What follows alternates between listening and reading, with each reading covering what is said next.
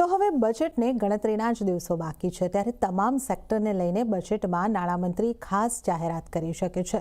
તો કયા સેક્ટરમાં નાણામંત્રીનું ક્યાં ખાસ ફોકસ રહેશે તેની વિગતો આપવા મારા સહયોગી ઉર્વિન વ્યાસ, યતીન મોતા અને કરણ નેઘાંધી આપણી સાથે જોડાઈ ગયા છે. ઉર્વિન, સૌથી પહેલા તમે જણાવો કે રવિવારે રજૂ થનારા બજેટમાં રોકાણને લઈને, AI ડેટા સેન્ટરને લઈને અને મોબાઈલ ઇલેક્ટ્રોનિક મેન્યુફેક્ચરને લઈને શું જાહેરાતો સંભવ છે? જી, એટલે ખાસ કરીને રવિવારે બજેટ રજૂ થાય છે અને ખાસ કરીને જોવા જઈએ તો બજેટમાં મોટા રોકાણ માટે ખાસ પગલાં લઈ શકાય છે. ખાસ કરીને આ રોકાણ વધારવા માટે સરકારી કેપેક્સ વધારવા ઉપરાંત ખાનગી રોકાણ વધારવા પર ફોકસ રહેશે. ખાસ કરીને કહેવાય છે કે ખાનગી જે રોકાણ પ્રાઇવેટ કેપેક્સ જે વધારવાની વાત હોય છે એ દર બજેટમાં કહેવામાં આવે છે અને ઘણા વર્ષોથી આ વાત ચાલી રહી છે કે ખાનગી રોકાણને વધારવું જોઈએ, જેથી જે સરકારી કેપેક્સ વધારવાના જે પ્રયત્નો થાય છે તેને પણ વધારે વેગ મળી શકે. આ સાથે ટ્રેડિશનલ સેક્ટર કરતાં ન્યૂ એજ ટેકનોલોજી ધરાવતા સેક્ટરને પણ પ્રાથમિકતા આપવામાં આવી શકે. ખાસ કરીને આજે જ્યારે આપણે આર્થિક સર્વે જ્યારે આપણે જોયો હતો ત્યારે તેમાં AIને લઈને ખાસ ફોકસ કરવામાં આવ્યું હતું.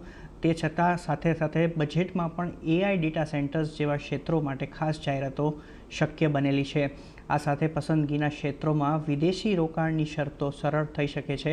ખાસ કરીને એવું કહેવાય છે કે FDIને આકર્ષવા માટે ખાસ કરીને પ્રોએક્ટિવ રિફોર્મ્સ લેવામાં આવી શકે છે આ બજેટમાં. આ સાથે ખાસ કરીને મેક ઇન ઇન્ડિયા પર ફોકસ બજેટમાં રહી શકે છે. બજેટમાં આત્મનિર્ભરતા તરફ મોટા પગલાં લેવાની અપેક્ષા આ બજેટમાં બનેલી છે અને ખાસ કરીને મોબાઈલ અને ઇલેક્ટ્રોનિક્સ ઉત્પાદનને પ્રોત્સાહન પર કામ યથાવત રહી શકે છે. આ સાથે મોબાઈલ મેન્યુફેક્ચરિંગ માટે PLI સ્કીમને પણ વધુ 4 વર્ષ માટે લંબાવવામાં આવી શકે તેવી પૂરેપૂરી શક્યતા દેખાય છે.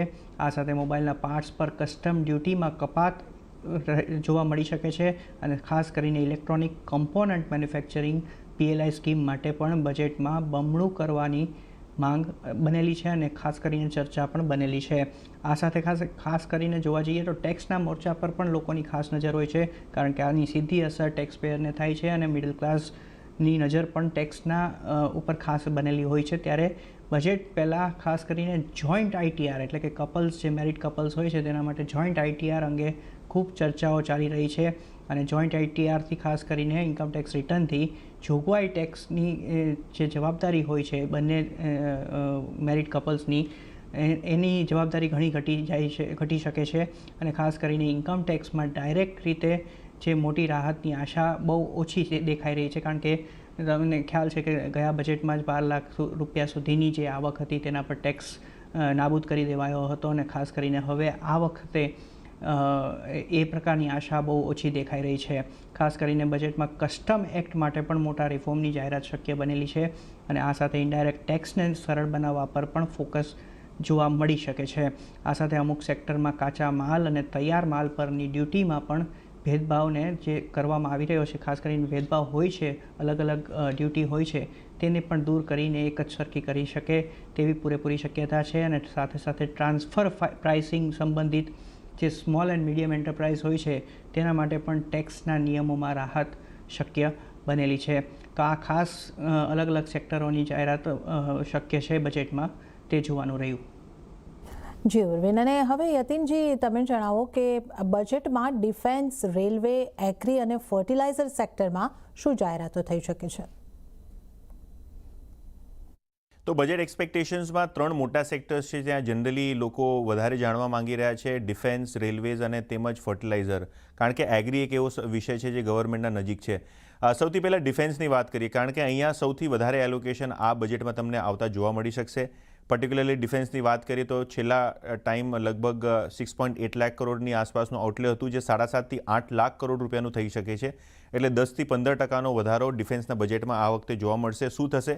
Upgradation, missile system, anti drone system અને જે મિલિટરીની અપગ્રેડેશન છે તેના માટે આ ખર્ચ બહુ જરૂરી છે. ઇનફેક્ટ જે ક્વિક રિએક્શન SAM મિસાઇલ એટલે સરફેસ ટુ એર મિસાઇલ છે, Pinaka rocket system missile systems છે, આ બધી જ ઓર્ડરિંગ માટે જે છે આઉટલે આપવામાં આવશે અને કદાચ ઘણી બધી લિસ્ટેડ ડિફેન્સ કંપનીઓનો આનો ફાયદો થાય. તો આ એક સ્પેસ ઉપર નજર રાખીશું. તેમજ રેલવેઝ એક મહત્ત્વનો વિષય છે. 4 થી 5% અહીંયા એલોકેશન વધી શકે છે. પર્ટિક્યુલરલી વાત કરીએ તો વંદે ભારત અને જે અમૃત ભારત ટ્રેનો છે તેના રૂટને વધારવામાં આવશે. તેમજ R&D અપગ્રેડેશન, સ્ટેશન અપગ્રેડેશન, જે સિગ્નલિંગ સિસ્ટમ છે, રેલવે પેસેન્જર સેફટી છે, અહીંયા આ બધા વિષયોમાં ખાસ કરીને આવંટન વધારવામાં આવશે. અને ઓબ્વિયસલી કારણ કે વંદે ભારત ટ્રેન દોડતી હોય છે તો ટ્રેક અપગ્રેડેશનની બી જરૂર છે, જેના કારણે અહીંયા તમને એક રેલવે બજેટમાં ખાસો એવો ફાળો જે છે આ પર્ટિક્યુલર વસ્તુ માટે જોવા મળશે. હવે વાત કરીએ એગ્રી સેગમેન્ટની, એટલે કે જે ફર્ટિલાઇઝર સ્પેસ છે ત્યાં ફર્ટિલાઇઝરની સબસિડીમાં લગભગ જે આંકડો છે એ સ્ટેબલ રહેવાની આશા છે. પણ ખાસ કરીને જે ફાર્મર વેલફેર સ્કીમ્સ છે, પર્ટિક્યુલરલી જે સન્માન નિધિ છે, ત્યાં કંઈ વધારો થાય છે કે નહીં એ જોવા જેવું રહેશે. તેમજ જે આપણે ઇરિગેશન સ્કીમ્સ છે, અહીંયા કઈ હિસાબે ફાળો આવે છે એ બી જોવા જેવું રહેશે. તો જે ફર્ટિલાઇઝર એગ્રી સેગમેન્ટ છે, અહીંયા બી સરકારનો ફોકસ આ બજેટમાં ખાસ કરીને જોવા મળી શકશે. જી અતીનજી, અને કરણ, હવે તમે જણાવો કે ટુરિઝમ સેક્ટરને લઈને શું ખાસ જાહેરાતો થઈ શકે છે આ બજેટમાં? તો આ બજેટમાં ટુરિઝમ સેક્ટરને પણ બૂસ્ટ મળી શકે છે તેવી એક આજે શક્યતા ચોક્કસપણે છે. બજેટમાં સરકાર ઇનક્રેડિબલ ઇન્ડિયા 3.0ની જે છે તે રજૂઆત કરી શકે છે. આ પહેલાં જે આ અભિયાન છે તે 2017માં આવ્યું હતું. હવે આનું જે નવું પાર્ટ છે, નવું જે અભિગમ સાથેનો જે કાર્યક્રમ છે તે આ બજેટમાં લોન્ચ થઈ શકે છે, જેનું નામ છે ઇનક્રેડિબલ ઇન્ડિયા 3.0.